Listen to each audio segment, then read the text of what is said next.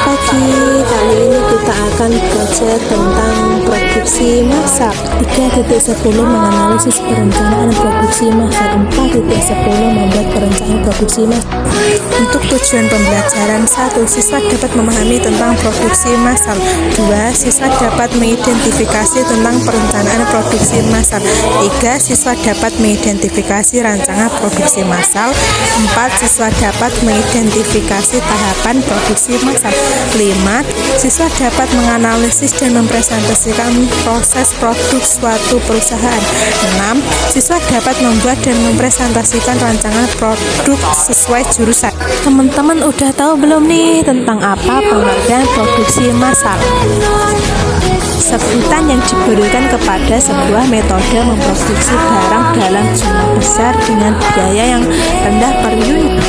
Sifat-sifat produk massal yaitu produk yang dihasilkan berjumlah besar, sistem produksi disesuaikan pada urutan, tidak membutuhkan tenaga kerja yang banyak, persediaan bahan produk lebih sedikit, bahan-bahan dipindah menggunakan mesin pembuat produk bersifat busuk.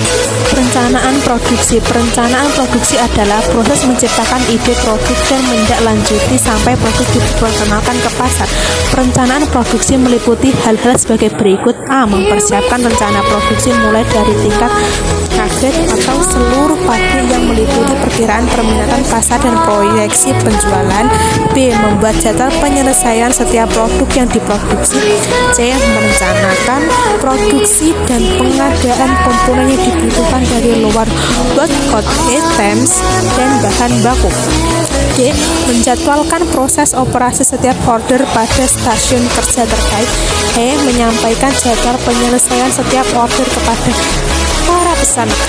Jenis-jenis perencanaan produksi. Perencanaan produksi jangka pendek.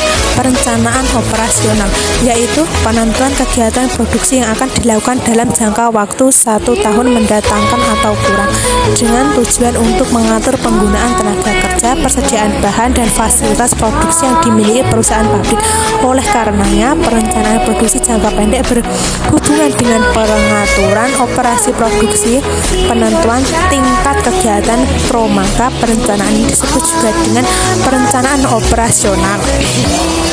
Perencanaan produksi jangka panjang, yaitu penentuan tingkat kegiatan produksi lebih daripada 1 tahun, biasanya sampai dengan 5 tahun mendatang, dengan tujuan untuk mengatur pertambahan kapasitas peralatan atau mesin-mesin, ekspansi pabrik, dan pengembangan produk development. Fungsi dan tujuan perencanaan produksi: 1.